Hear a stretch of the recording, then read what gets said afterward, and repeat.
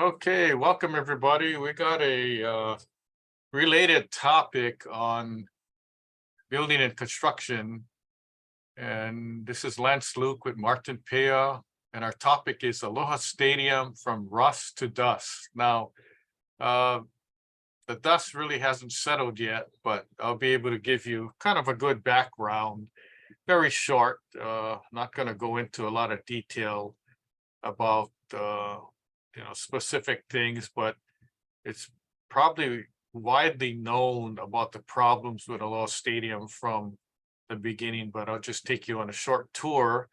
This webinar is provided by National Building Expert, Ask the Building Expert webinar series, which is presented by Construction Management Inspection. And that's probably the only commercial I'm going to give during this webinar.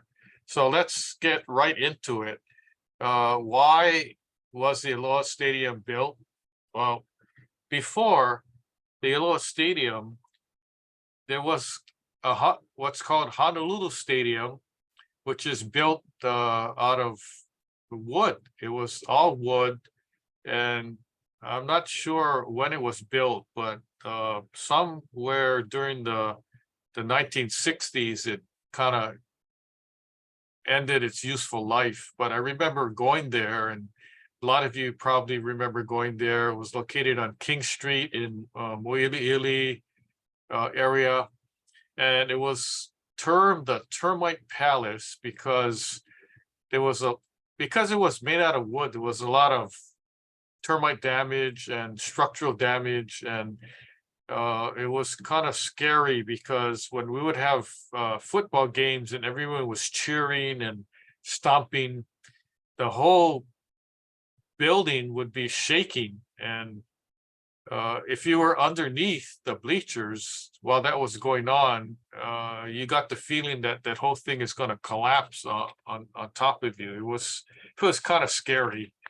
I remember going to various events, baseball games and football games in the 60s. And, my father would buy me a bag of boiled peanuts. There was vendors that sold bags of boiled peanuts in, the brown bags for like 10 cents a bag.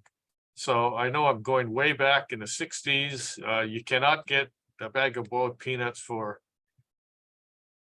25 cents or 10 cents anymore, but that's the story. So because of that Honolulu Stadium falling apart, they had to build a bigger stadium, and there wasn't enough space where the existing Honolulu Stadium was. Right now, it's a park, stadium park. So the politicians looked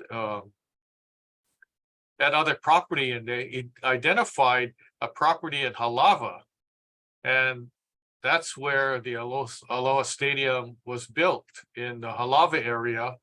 And it's a pretty big area consisting of numerous acres, and it's so big the parking lot's used for a lot of things like carnivals, concerts, and swap meets and all that. And this is only the parking lot, not the stadium itself. So let's go on a short tour of history. So the stadium was built in 1975, and thereafter the problems began. And what kind of problems? Well, before I talk about that, how much do you think the Aloha Stadium cost to build? It was $37 million.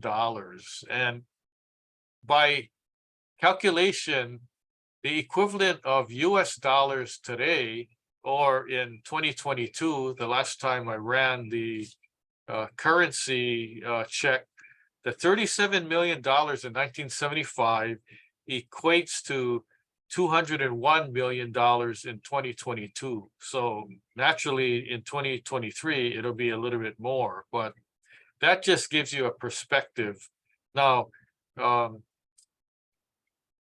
the 201 million price tag equivalency in 2022 is so small compared to the cost of the Honolulu rail. But don't get me talking about that.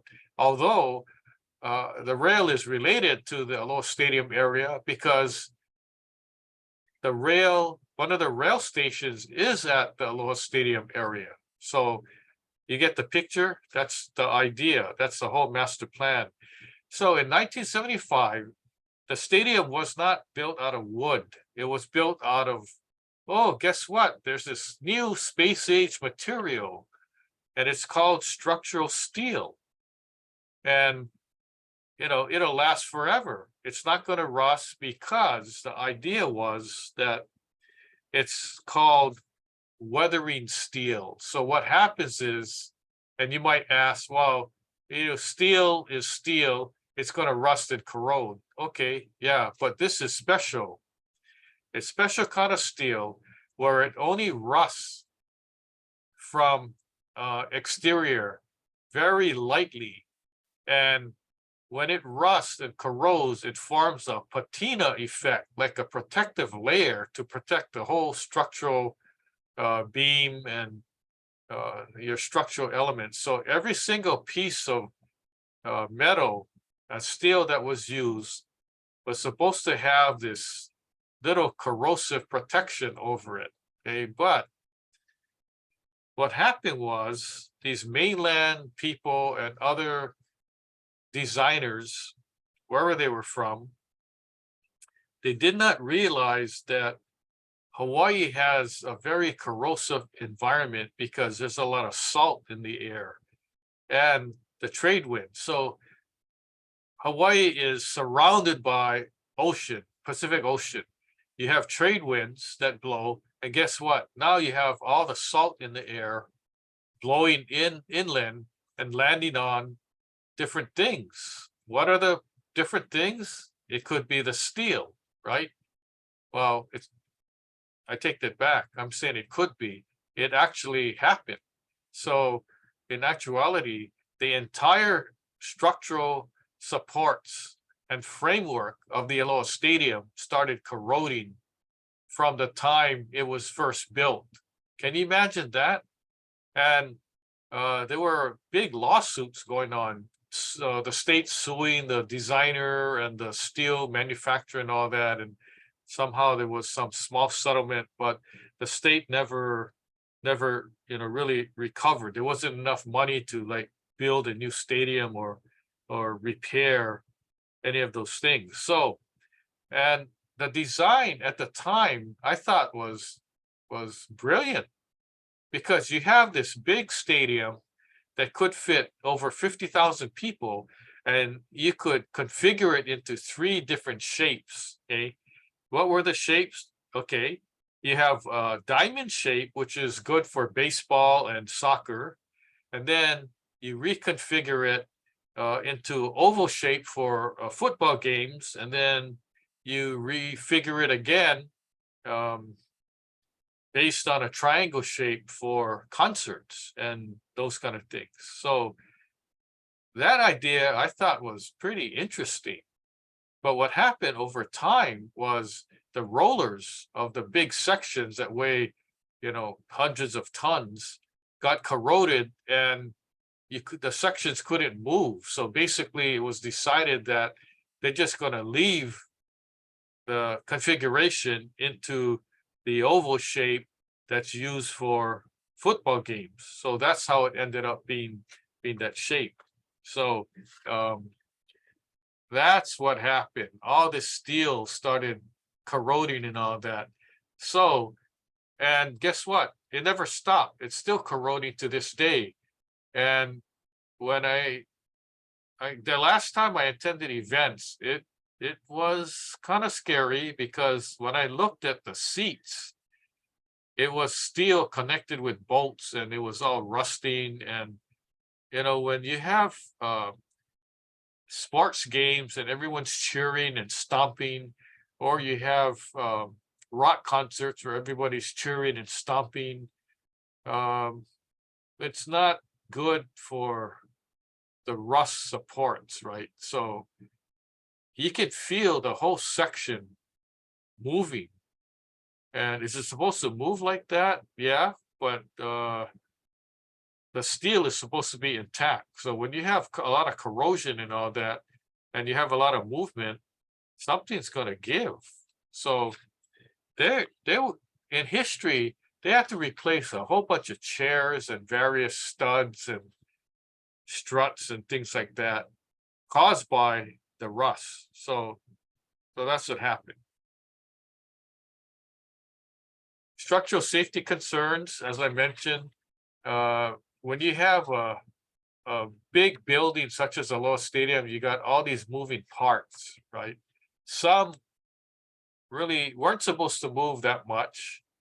And some were designed to move, but they move too much. And then if you have a lot of corrosion and rust, of course, you have potential for, major safety issues. Now, if you ever attended any kind of event at the Low Stadium and you were fortunate enough to not get front row tickets or medium row, and you had to go up to sit in the nosebleed section, which is like yellow or orange, I forget what color. It's a hike up there. And then as you're walking up, you can kind of feel the whole area shaking. And then you got to say to yourself, is this how it's supposed to be? But anyway, when I attended events, I saw major problems. And because I'm in the construction field, I'm able to look at these issues and determine whether it was a safety issue or not. So I had like more information than other people. So let's talk about studies. So in 2005, because of all the problems that we're having with rust, corrosion, and various other issues, the state and there was a separate entity called the Aloha Stadium Authority that was a state entity. So they actually hired an engineering firm called WJE to do a study. Okay, and after the study was done in 2005, the engineering firm concluded that the Aloha Stadium Authority needed $99 million to complete repairs for safety. Okay. In addition, they needed another $115 million for ongoing maintenance over the course of the next 20 years. Now, I reviewed the study. It was very comprehensive and they did a very good job. I had some issues with the costs. I thought they would have been a little higher, but that's okay. So if you add the two together, you're going to end up with around 216 million to upgrade and repair. Now, the question was, all right, do we have this money? And the state basically said, no, we're broke. We don't have that kind of money. What happened in 2017, the state politicians talked about it, and they came up with this idea. Well, instead of spending the $216 million to upgrade and repair, and there's no guarantee that these repairs are going to last over the next 20 years, why don't we just spend a little bit more money? Let's spend $300 million to build a new stadium. Okay. And I thought, okay, well, that sounds reasonable, right?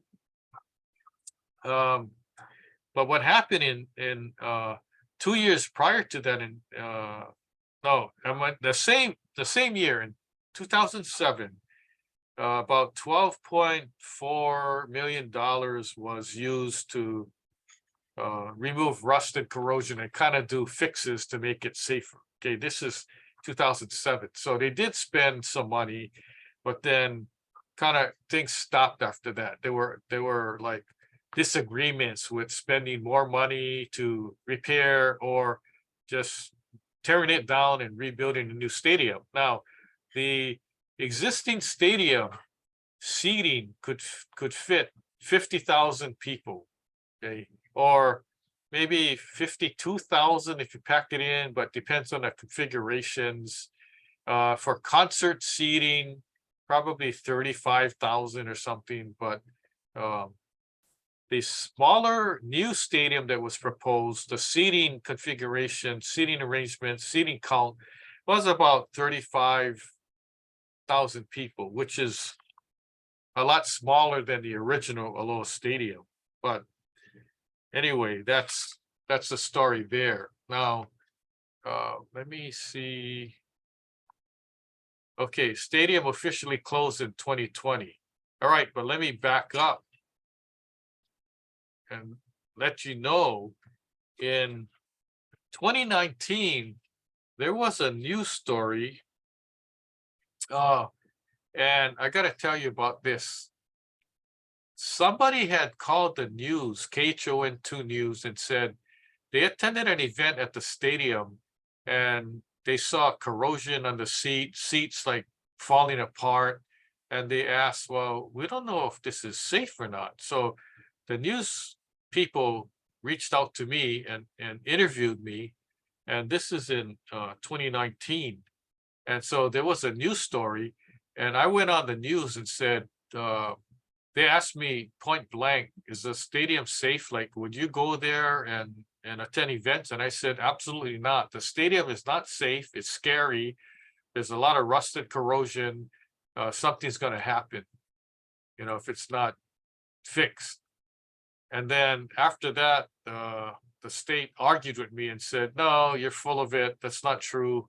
And then I kind of laughed, because that usually happens when you're talking politics, right? But the fact remain is that the 2005 study by engineers that were hired by the state was specific in identifying problems, and they had photos taken, and I reviewed the whole report and I looked at the photos and areas, and I agreed totally with their recommendations and their conclusions. And that's the basis of my argument with the politicians. But because I was nice, I didn't want to throw it in their faces, so I just kind of let it go, right? But I was open. I said, if anybody has any disagreements with my opinion, can you let me know, and then we can discuss it? I'm willing to go to the state capitol and talk and all that. And remember, this was in 2019. Okay, after all that rigmarole of the state making me look bad and all that, saying that I didn't know what I was talking about, guess what? In 2020, December 17th, 10 days before my birthday, although I wasn't born in 2020, but that's my birth date, the 27th of December. In December 17, 2020, the Aloha Stadium was announced that it was officially closed. And I'm like, oh, how come? I thought they said it was safe, right? So I kind of thought, maybe they did listen to me. Maybe they did agree with my conclusions and findings. But okay, so now what? Okay, what happened after that time? They were talking about this huge entertainment complex, a new stadium. What else? Housing,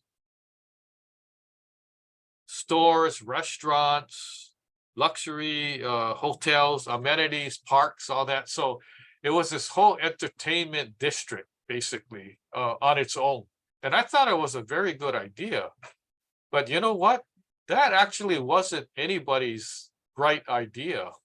That was part of this whole master plan when they actually designed the Honolulu Rail.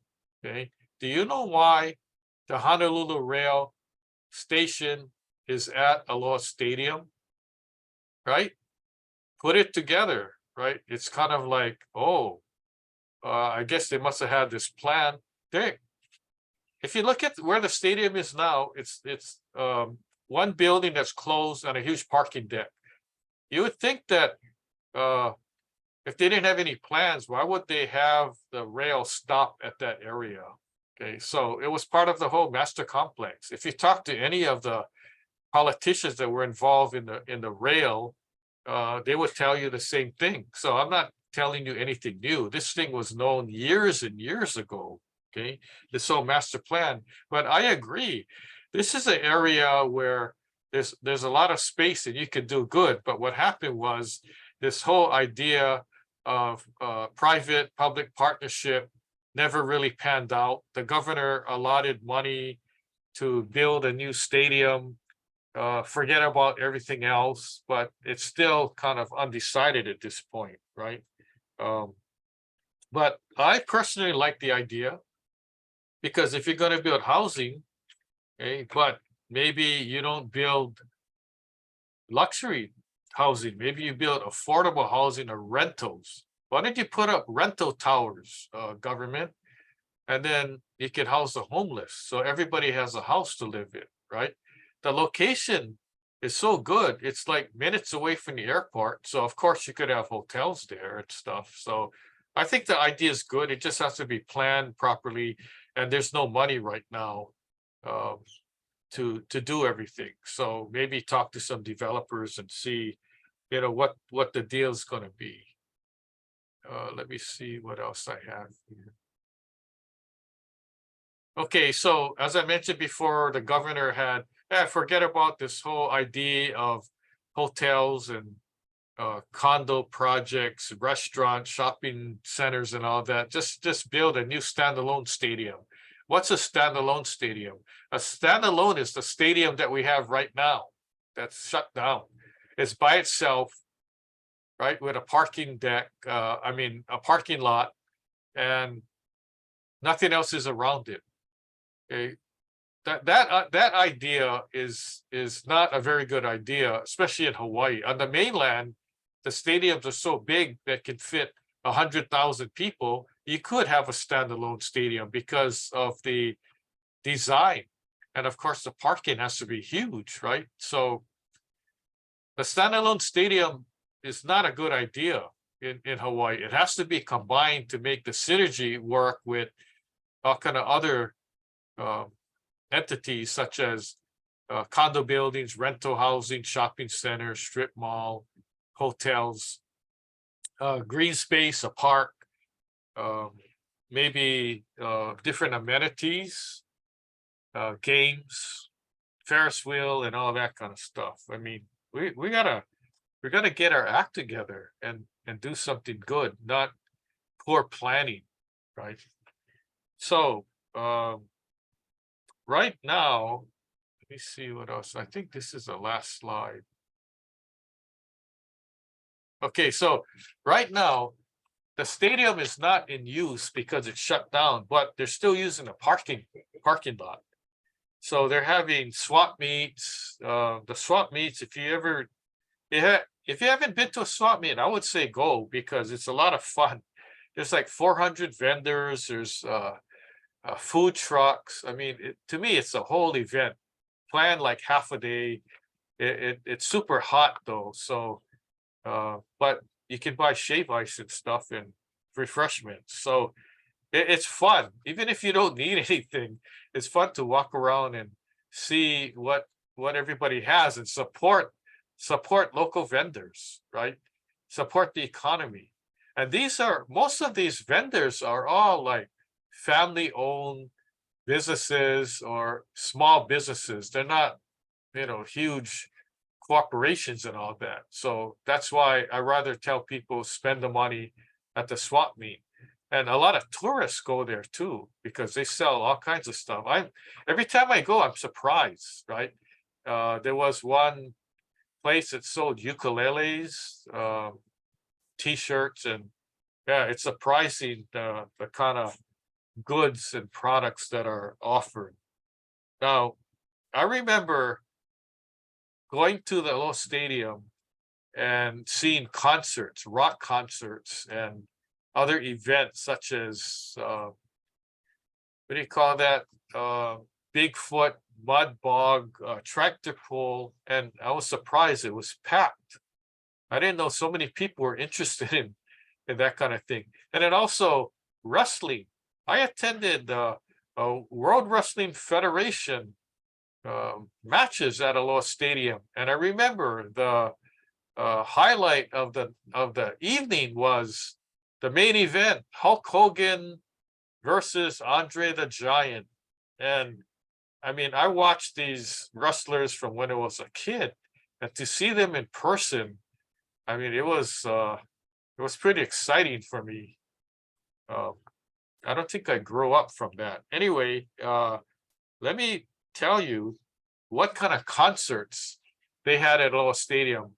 If you don't care about concerts, I'm going to be real fast. Okay, the Police, Eagles, Michael Jackson. By the way, Michael Jackson was the first person to sell out the Aloha Stadium. Okay, Gloria Estefan, Whitney Houston, Rolling Stones. By the way, I attended both of the Rolling Stones concerts, and I was sitting like up on almost a nosebleed section, but they had this big Trinitron screen, and I either watched the screen or borrowed this lady's binoculars that was sitting next to me, uh, because they look kind of like ants when you're sitting so high up. They had Mariah Carey, Bruno Mars. That was a big concert. Celine Dion, um, and some other ones. They also had like, I remember attending the stadium UH football games and the Pro Bowl and the tailgate parties. Man, the tailgate parties were so good. Sometimes the tailgate parties were better than the actual game going on at the stadium, especially if the teams weren't that good. But I remember, man, go early, set up your spot. Everyone else shows up. You put your big tarps up. Everyone rolls out their coolers, barbecue, and whoever the neighbor area is next to you, then you get to meet them, and you guys share food. Hey, what you guys got? Oh, we get Calbee ribs. Oh, we get kind of barbecue chicken. Yeah, we go trade. So, I mean, I was never so full going to these games. By the time you go into the game, you're all full already. And the other thing is, I don't drink anymore, but they allow drinking, so everybody was drinking beer, wine, and all that. So by the time you go into the stadium, you don't even need to order any more beer or wine, because you had it already. But yeah, I know people that actually had these big windbreakers with pockets, so each person had like 4 beer cans, 2 in each pocket going in. So I don't know, the concessions probably didn't make as much money as they should have. But anyway, conclusion from the building expert. Well, get involved, keep track of what's going on with Aloha Stadium, and uh, if you have ideas or comments, I mean, make it known to these politicians, because you know what, they you don't think that they know everything 100% all the time, and they're going to do everything right. I mean, there's history already that tells you that it's not everything that is valid and good decisions that they make. What you miss if you attend our past webinars, you missed a whole bunch of things, but it's all on our website. What's coming up? What's coming up is I'm going to switch gears and talk about the real estate development process in the next webinar, and then water damage, flood remediation after that one, and then construction defect litigation cases. I'm working on some, or I worked on some.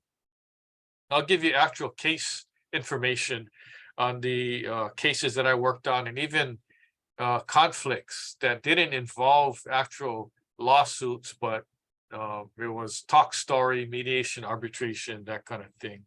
And it doesn't only apply to huge projects. If you're building an addition to your house, or renovating or build one house, that the same thing also applies to that. And then speaking of renovation, the next webinar is renovation is no vacation. Why do I say that? Because if you ever renovated your house dealing with a contractor, things may not go so well.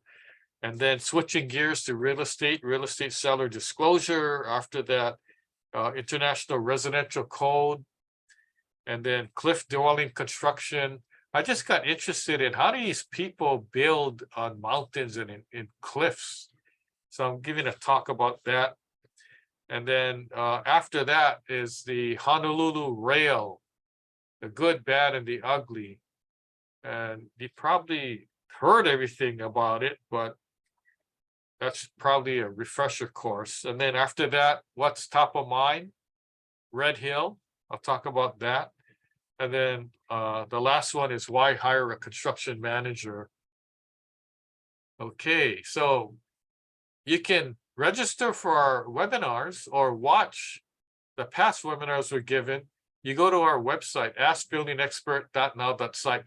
That site is huge. We're actually, every day we work on it. We add new books, new publications, we add PowerPoints, takeaways, all kind of good stuff.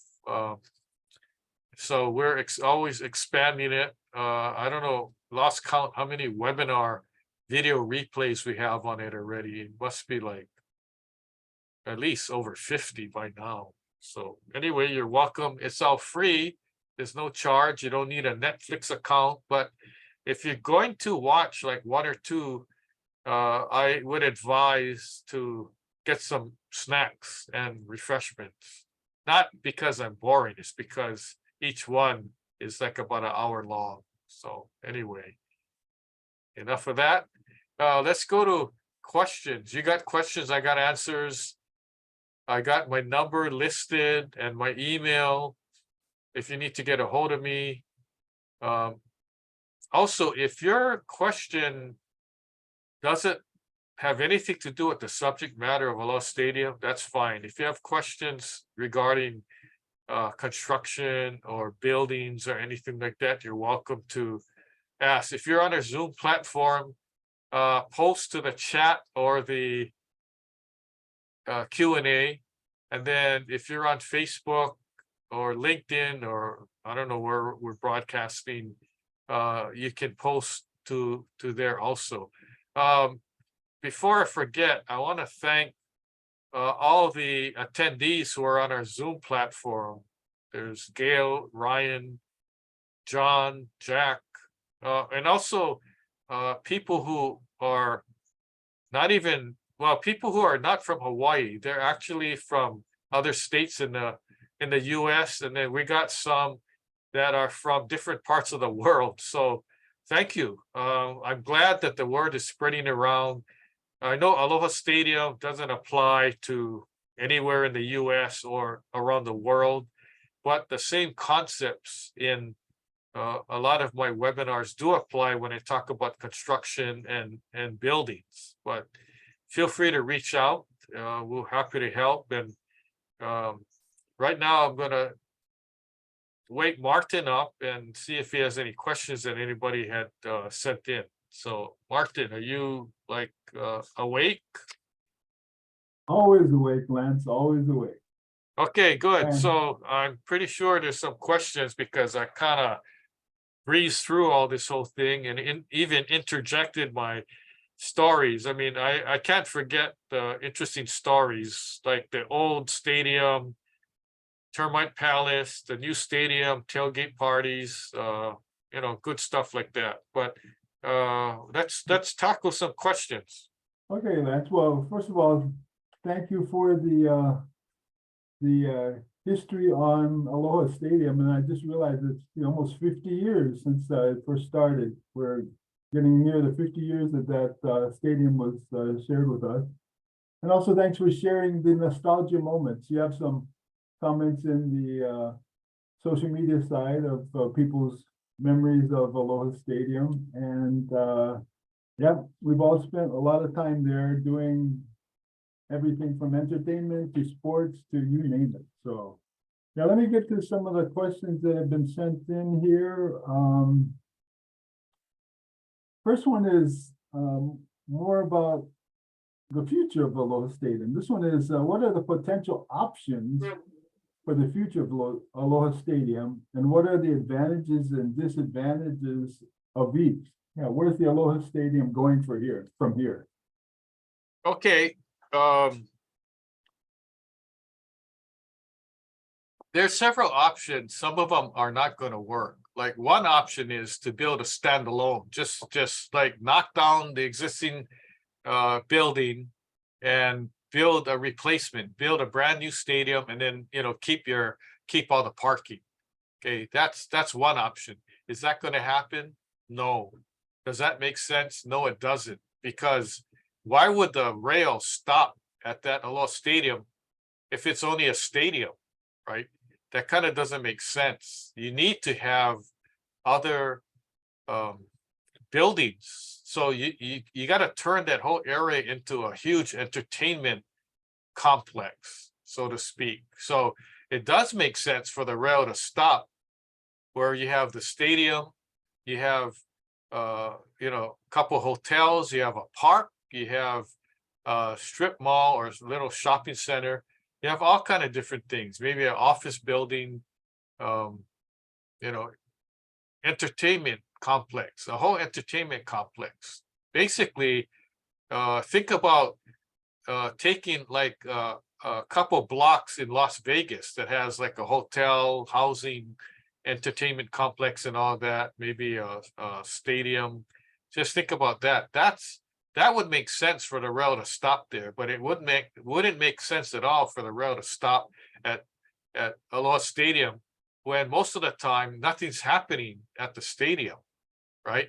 You don't have football games, soccer, baseball games, concerts and wrestling events and all that every single day, right? So the whole idea, if it's going to work and work properly according to the master plan, it has to be all built up, right, according to the plan. And that's the way it's gonna work. If it doesn't work that way, it makes no sense. Now, how long is it going to take? Who knows? It may take 10, 20 years or more for it to get built up.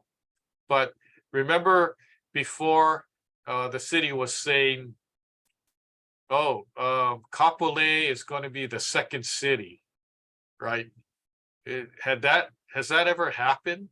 Well, not really. It sort of happened, but it takes years and years for people to get used to it and, for the government to switch. Of course, the stadium is a state project, not a city project, but it's basically the same idea. So hopefully that's answer to the question. Okay, Lance, thank you. Next one is maybe for all the nostalgia type out there. The question is, how can the cultural and historical significance of Aloha Stadium be preserved while also considering the need for redevelopment and modernization? Okay, well, in my opinion, I don't think there's any cultural value or anything. It's just a stadium that got built the wrong way, and there's no way to save it, and it needs to be torn down. Now, I'm not even sure. I think there was talk about implosion, like blowing it up with dynamite, and there was also talk about dismantling it and then recycling the steel. I'm not sure which way it's actually going to go, but I don't think it's any historic building by any means, and I don't think it's worth saving. So in my opinion, there's no historic value or anything. And all the other thing too is that there was recently a sale of all the artifacts, and collectors were buying the signs, and I mean they had concession signs, and if you didn't take a tour of the stadium below, right? If you were a spectator and that's all you saw was a parking lot and the bleachers, there's a whole other areas. Each visiting team had areas that were locker rooms, and there was like tunnels and stuff, and even like when there's concerts, there's backstages areas and all that. So there were huge rooms and all that, and a lot of space, and they sold a lot of artifacts that people came out and they bought all these things. So all these people that bought stuff, they have the historic significance or value, because once that stadium is torn down, you know, all those things are well, they're collector's items now, but they're going to be more valuable in the future when that stadium gets torn down and a new one's, rebuilt. So um there's a lot of land there, and if they plan it accordingly and wisely, they could really do good with that property. So yeah, that's my take on that. Okay, Lance, thank you. The next question that we've gotten is, what are the economic implications of the different options for Aloha Stadium's future? How can we ensure that any decision made benefits the local community? Well, that's a question where the local community is going to have to provide their input and feedback. Now, normally, anytime there's a government type of project, there's a series of hearings, announcements, and all that. If you're interested, spend some time, make a call, send an email, write a letter, mail it, to whoever's in charge, or your state politician, or your council people, or state representative, or senator. I mean, make yourself known. And that's how you have a voice. Now, you may say, well, they never listen, to the people or whatever, but you can keep trying, because the minute people give up, that's the minute that the government will just take over, and then they're just going to tell you what to do. So you have to have a say. Now, let me tell you, there's instances historically of people protesting for various different things, right? I can give you an example. The Honolulu Rail is one. Save Mauna Kea is another one. And these are bigger ones, but then there's smaller ones too. And I think, like, on the city level, there was the city council people giving themselves raises, and there was some protests over that. There's the state DOE wasting money because they installed all these solar panels, and none of them, well, all of them didn't work as they're supposed to, and then they had installed air conditioning, and that didn't work. So people need to, like, not just say, oh, yeah, whatever, these guys are idiots, and they didn't do their job. They're going to have to take more of a stand. Don't accept it, because what happens is it's everybody's tax money, right, going out the window because of incompetence, someone not doing their job. Oh, the DOE, they could have used all this money, but because they didn't use it by a certain date, now they lost it, millions of dollars. Why? How many people are responsible for this kind of nonsense? It doesn't make any sense. I mean, if these people were in a private company, right, they would be fired for that kind of nonsense. But because it's a government entity, they get a slap on the wrist, or they get demoted or whatever, right? So it's not really fair. That's why everybody has a voice, and I would say use it, and use it to your advantage, because by law, if there's a hearing and you submit testimony, they can't throw it away. They have to take it, accept it, and it becomes part of the public record, right? So even if it didn't go the way you wanted to, at least you tried, at least you had a say, right? And I feel good, like, when I go to city council to testify, talking about the rail. Yeah, I'm testifying because I think we should have an audit, right? And what happened is I was vocal about it. I actually took time out of my work schedule to go city council and wait hours to testify for 2 minutes, right? But I felt good about it. Even after the city council said, no, we're not going to go that route, I got shot down, but I still feel good about it because I actually did what I thought was the right thing to do. So anyway, that counts. So enough about that. We got other questions? Let's see, Lance, yeah, we just got one more. It's kind of maybe a follow-up to what you just covered. This is how can stockholders in the decision-making process, or stakeholders, I'm sorry, stakeholders in the decision-making process, such as community groups and government officials work together to come to a consensus on the future of Aloha Stadium? Well, that's basically what I just mentioned about getting involved. If you're general public, you you're a stakeholder, right? It doesn't matter if you don't live in Halawa, right? Live by the stadium. It doesn't matter if you're gonna use the rail or not. Um, if you're a citizen of Hawaii and you pay taxes, right? It matters to you because guess what? Whatever whatever government does, you're affected in one way or another. Okay, so uh,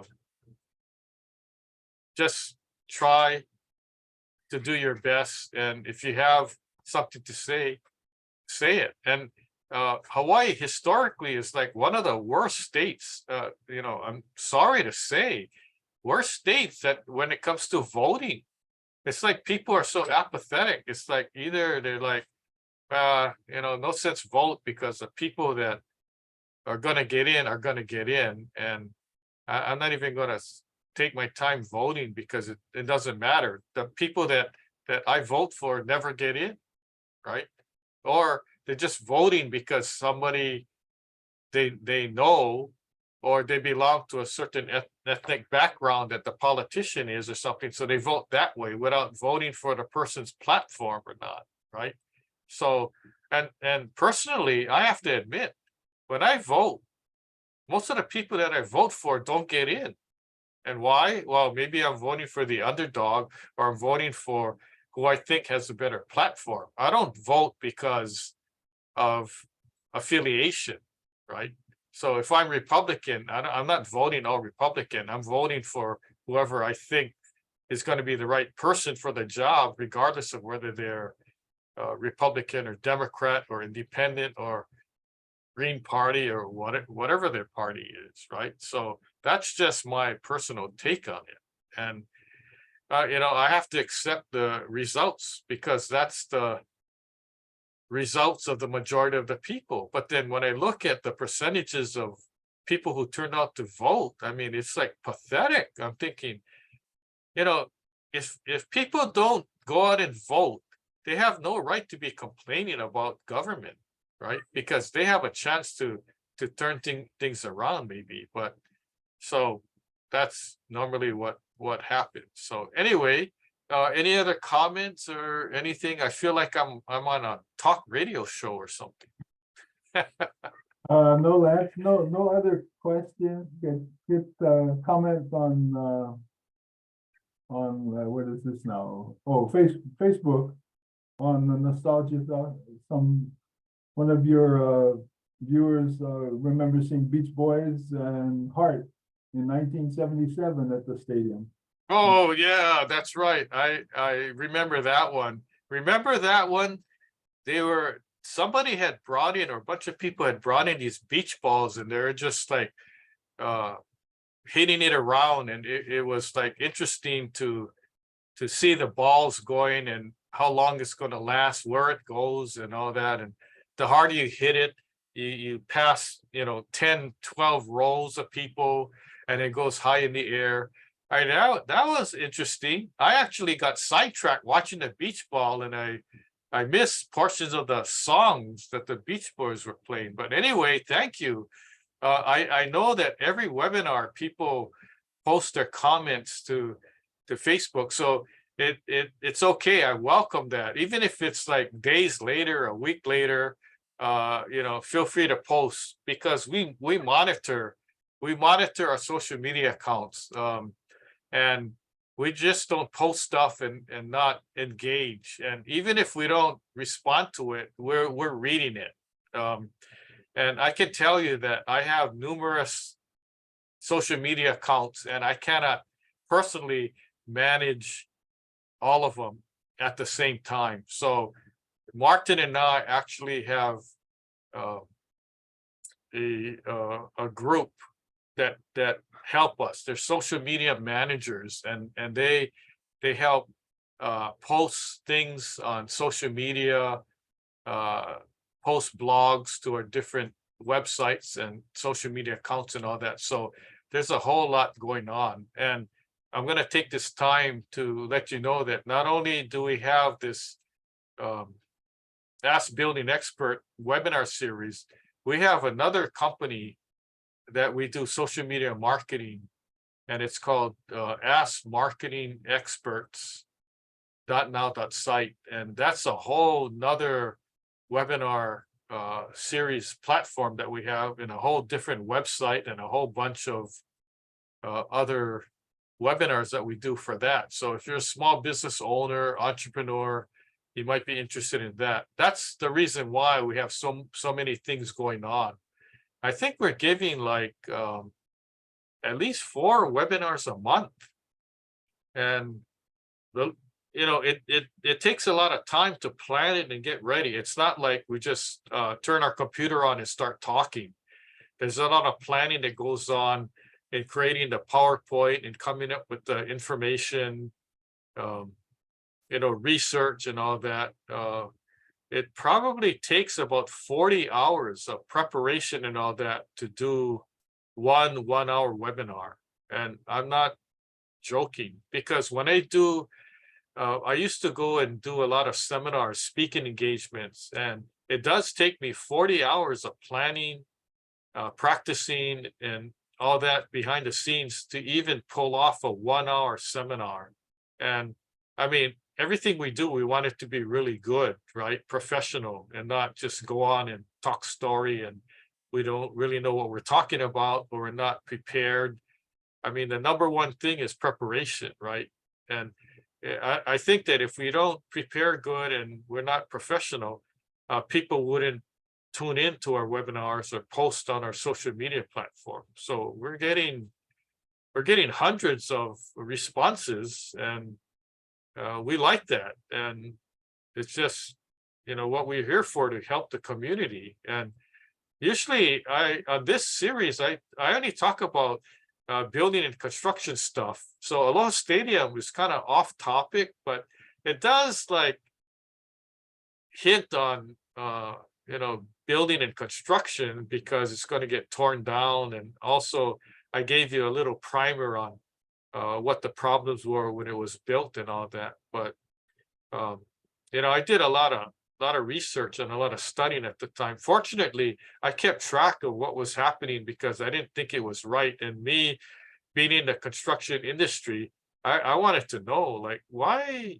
is the steel corroding so bad? And why can't they fix it?